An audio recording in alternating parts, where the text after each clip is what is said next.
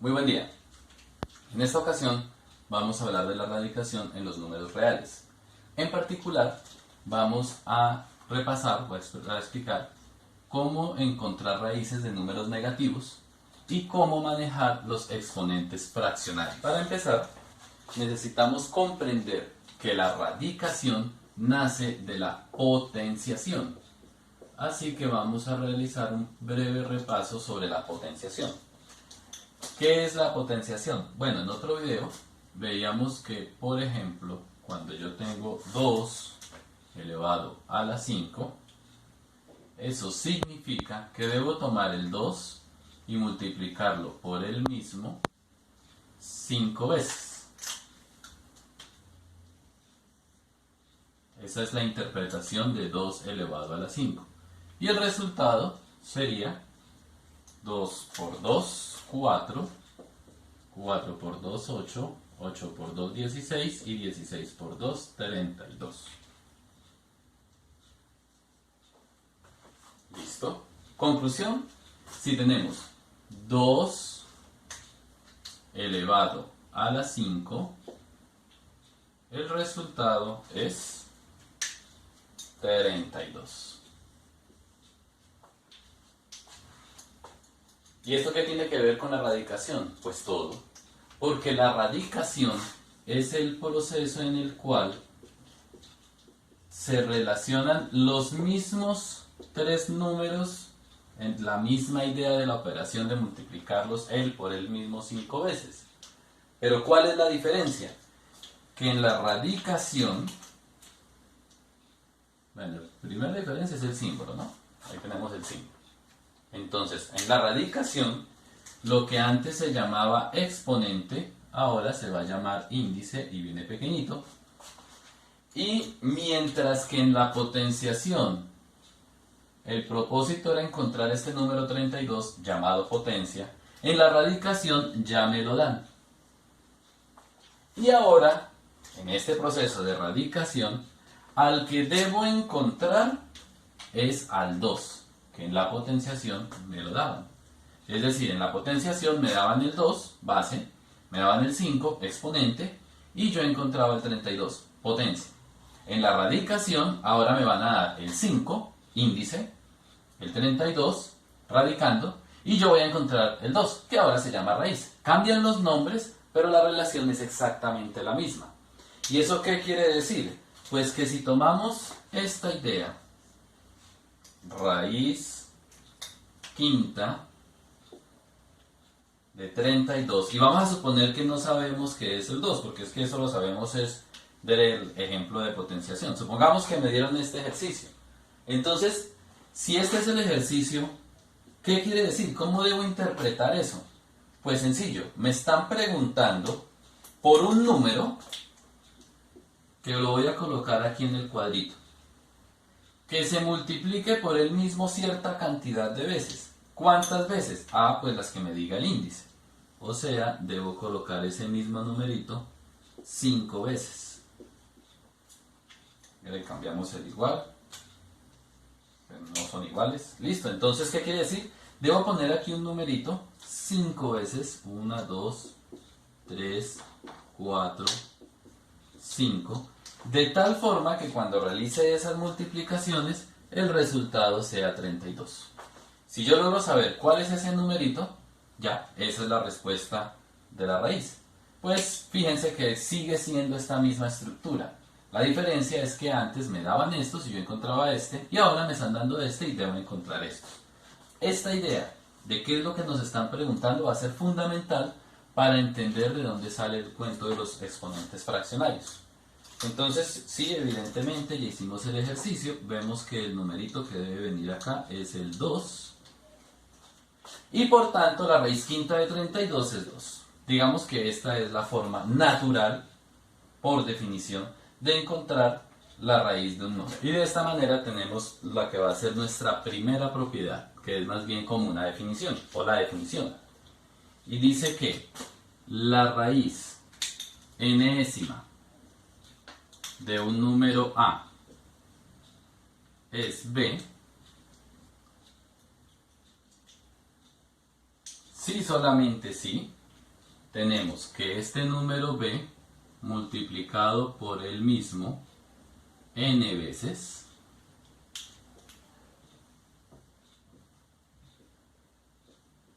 coloqué cuadrito, para la idea de que hay que rellenarlo, ahora sí voy a poner el b, me da a. Cuando eso sucede, decimos que la raíz enésima de a es b. En otras palabras, raíz enésima de a, ¿qué debo hacer? Buscar un número que multiplicado por el mismo n veces me dé. Ahora, para encontrar las raíces negativas, o sea, la raíz de un número negativo, y ese cuento de que existe o de que no existe, pues en realidad lo que tenemos que hacer es entender muy bien esto. Para ilustrarlo vamos a hacer unos ejemplos. Entonces supongamos que queremos encontrar, o nos pidieron encontrar, la raíz cuadrada de 64. Bien, pues la raíz cuadrada de 64 parece un ejercicio sencillo. Tenemos que buscar un número que multiplicado él por el mismo, ojo con eso de que es el mismo número, no podemos cambiar el número. ¿Cuántas veces? La cantidad de veces que diga el índice, o sea, 2 veces. Que cumpla, que da 64. Es decir, ¿qué número multiplicado por el mismo me da 64? Pues bueno, en casa espero que los hayan encontrado de una vez. Efectivamente es el 8, ¿cierto? 8 por 8, 64. Entonces la raíz cuadrada de 64 es 8. Ya, fácil, terminamos. Ahora, ¿qué sucede si en lugar de preguntarnos por la raíz cuadrada de 64, nos preguntamos por la raíz cúbica de 64? Pues, ¿qué sucedería? La idea va a ser muy similar, es un número que multiplicado él, la cantidad de veces que nos diga el índice, en este caso 3 veces, cumpla que el resultado es 64. Importante, ¿no? Estoy utilizando esta definición y es el número por él mismo, no podemos cambiar el número. No puedo colocar aquí el 3, ahí el 2, tiene que ser el mismo número. Pues bueno, ¿cuál es el número que multiplicado por él mismo da 64? Para eso hay que saberse las tablas como hasta el 20, bueno, realmente hasta el 16. Para los que no lo hayan podido encontrar, la respuesta es el 4. ¿Por qué? 4 por 4, 16. Y 16 por 4, la tabla del 16, es 64. ¿Listo? Conclusión, la raíz cúbica de 64 es el número 4. Bueno, y entonces ahí, ¿en dónde están lo de los números negativos? Pues empecemos a trabajar con ellos. Si ya entendimos esta idea, podemos llegar a ellos. Importante, no olviden que el número que debe aparecer en cada uno de los cuadritos es el mismo, no lo podemos cambiar. Entonces, ¿qué sucede si, por ejemplo, queremos hallar la raíz cúbica de menos 64? O sea, un problema muy parecido al anterior. Pues ya aprendimos cómo se soluciona eso.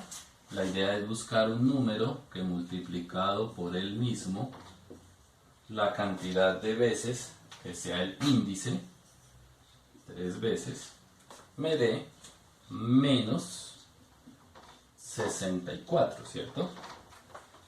Pues lo primero que a uno yo creo que se le viene a la cabeza es, pues si la raíz cúbica de 64 es 4, la raíz cúbica de menos 64 debería ser menos 4. Entonces intentémoslo ver. Menos 4 y menos 4. ¿Funciona o no funciona? Menos 4 por menos 4. Menos por menos, más. Y 4 por 4, 16. Positivo, ¿cierto? Ahora, 16 positivo por 4 negativo. Más por menos, menos. Y 16 por 4, esa tabla ya la repasamos, la 64. ¿Funcionó? Vean. La raíz cúbica de menos 64, qué cosa tan bonita, es el menos 4. ¿Listo? Entonces uno podría pensar que la cuestión es fácil. Si ya sé calcular la raíz positiva, para la raíz negativa hago lo mismo pero le pongo el menos. La verdad no siempre funciona. Miremos por ejemplo qué pasa con algo parecido a la primera situación que mirábamos hoy. ¿Qué sucede si quisiéramos calcular la raíz cuadrada de menos 64? Raíz cuadrada de 64 fue 8, la raíz cuadrada de menos 64 será menos 8. Bueno, la idea es que debo poner un número que multiplicado por el mismo, la cantidad de veces que me diga el índice, o sea 2, y que dé como resultado el número menos 64. Bueno, pues la idea del 8, ya sabemos que no funciona, 8 por 8 es 64 positivo, no hay, por ahí no es. ¿Y qué pasa si ponemos el menos 8? Tampoco, ¿cierto? Porque es que menos por menos da más. Entonces, menos 8 por menos 8 daría 64, que es diferente de menos 64. Alguno estará pensando, no, pues entonces pongo en uno 8 y en el otro menos 8. No, porque es que ya hemos dicho que los numeritos que van en los cuadros en la caja deben ser el mismo. Y el 8 es diferente al menos 8. ¿Se parecen? Claro, se parecen, pero no por eso tienen que ser el mismo. Es como cuando en la casa hay dos gemelos. Pueden ser muy parecidos, pero en el fondo son diferentes, ¿cierto? Aquí pasa lo mismo. El 8 y el menos 8 no son el mismo número. Por eso no se vale poner al 8 y al menos 8. O en ambos ponemos 8 o en ambos ponemos menos 8. Y entonces, ¿qué sucede? Bueno, lo que pasa es que siempre que multipliquemos un signo por el mismo, o sea, un número por el mismo, que tengan el mismo signo, dos veces eso va a dar positivo. Más por más da más y menos por menos también da más. Conclusión, que en este caso no hay respuesta. No existe. No tiene solución. Al menos en el conjunto de los números reales, ¿no? En los complejos sí, pero eso es otro cuento. Entonces, es posible encontrar números que multiplicados por ellos 3 veces den cosas negativas. No es posible encontrar números que multiplicados por ellos 2 veces den cosas negativas. ¿Y con los otros valores qué sucede? Entonces miremos, ¿qué pasaría si fueran 4 veces las que multiplicábamos un número por el mismo? No voy a colocar los números sino solo los signos, pues es que tendríamos que el menos se multiplica por el mismo 4 veces. Menos por menos es más y menos por menos es más y más por más da más. Conclusión, siempre va a dar más. Entonces, para el caso de 4 números multiplicados por ellos mismos, siempre van a dar más, nunca van a dar menos. Conclusión, no se pueden encontrar números que multiplicados por el mismo 4 veces de algo negativo. O sea, no existen raíces cuartas de números negativos. Y con 5, ¿qué pasará si hacemos para números que multiplicados por ellos 5 veces? ¿Qué sucede si todos son negativos? ¿Por qué si todos son negativos? Es que si todos son positivos, a la fija da positivo. Ese caso lo descartamos. Y ya vimos que no los podemos alternar. O sea que la única manera de encontrar valores negativos es que todos sean negativos. Pues en este caso, notemos que más por menos da más. Menos por menos da más. Más por más da más. Y este más con este menos, a ver, aquí sí se puede. Da menos.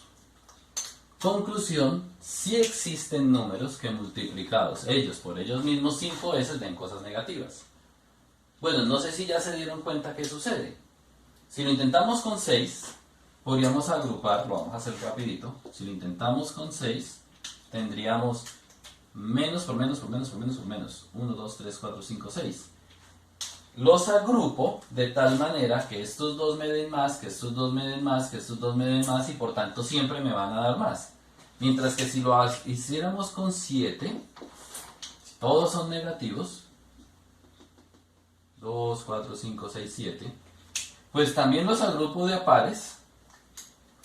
Estos dos más, estos dos me dan más, estos dos me dan más. 1, 2, 3, 4, 5, 1, 2, 3, 4, 5, 6, 7, me sobró 1. Y por el último, al multiplicarlo por el último, el resultado va a ser menos. Y sí se va a poder. Entonces, ¿qué está pasando? Lo que pasa es que menos por menos me da más. O sea, cada vez que yo multiplique 2 veces al menos me va a aparecer el símbolo más. Por tanto, si lo multiplico para una cantidad par de veces, los números que hay acá, miren, son justamente los números pares, la raíz negativa no existe. Pero, si lo hacemos con los números impares, que son los que están saliendo aquí, 3, 5 y 7, la raíz negativa sí existe. De esta manera podemos concluir nuestra segunda propiedad. La segunda propiedad dice así: la raíz enésima de un número negativo puede que exista o puede que no. ¿De qué depende? Dependerá del número n. Entonces, ¿cuándo existe y cuándo no? Pues vean, ya lo vimos acá. Cuando el n es par, cuando el índice es par, la raíz negativa no existe. Si n es par, no existe. ¿Y cuándo sí existe? Cuando n es impar. Si n es impar, entonces sí existe. ¿Y a qué es igual? Pues sería simplemente sacar, podemos pensar, sacar el menos de la raíz y calcular la raíz enésima de a. Voy a escribir aquí abajo que aquí se ve como feo. Menos raíz enésima de a. Para entender eso, lo mejor es hacer algunos ejemplos. La primera idea: el cuento de que si existe o no existe solamente nos debe preocupar para cuando el radicando es negativo. O sea, si el radicando es positivo, ya, eso existe, siempre. Si el radicando es negativo, tengo que pasar a pensar en el índice, si existe, si es par o es impar. Cuando el índice sea par, ¿qué pasa? No existe.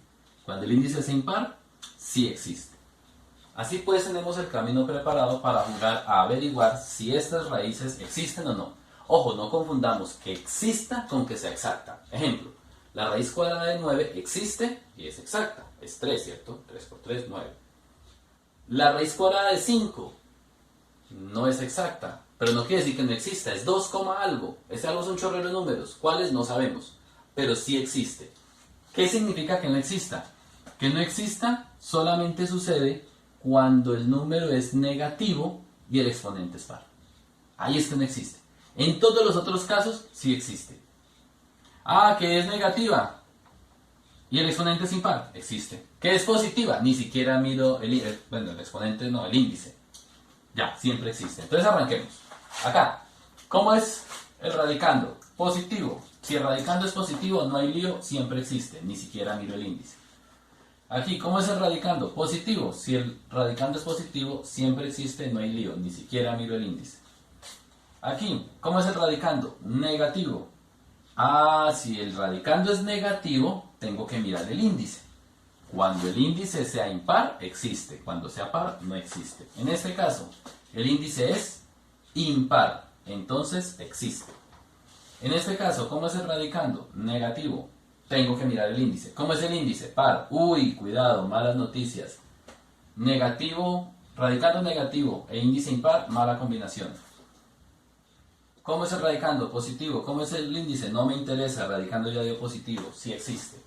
¿Cómo es el radicando? Negativo. Uy, cuidado, mire el índice. ¿Cómo es el índice? Impar, listo, existe. ¿Cómo es el radicando? Negativo. ¿Cómo es el índice? Par. Uy, cuidado, en ese caso no existe.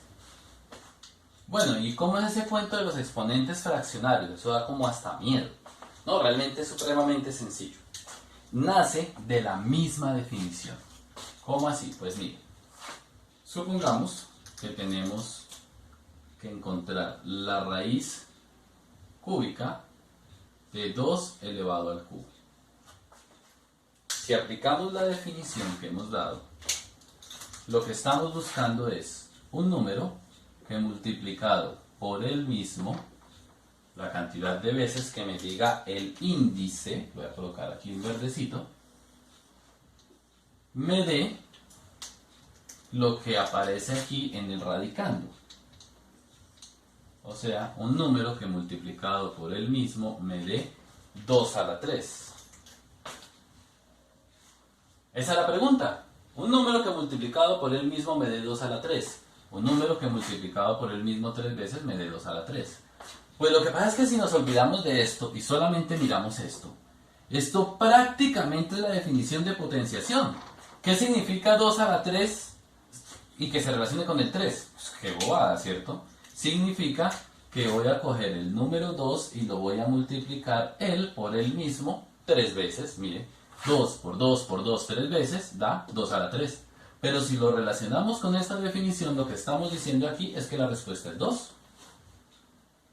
Y si alguien en la casa estará pensando, sí, es que se cancelan. Exactamente. Entonces, ¿qué significa, por ejemplo, que la raíz, que nos pidan encontrar la raíz cuadrada de 5 elevado a la 2? Pues lo que tenemos que hacer es coger y encontrar un número que multiplicado por el mismo la cantidad de veces que me diga el índice, o sea 2, dé como resultado 5 a la 2. Pero es que lo que me sale acá es justamente la definición de potenciación, ¿cierto? Ahí vemos que el numerito que tenemos que poner en el cuadro es el número 5. Por tanto, la raíz cuadrada de 5 a la 2 es simplemente 5. Claro, o sea, ¿se cancelan? Sí, pero no los quiero cancelar. Porque quiero pasar a una pregunta un tantico más difícil.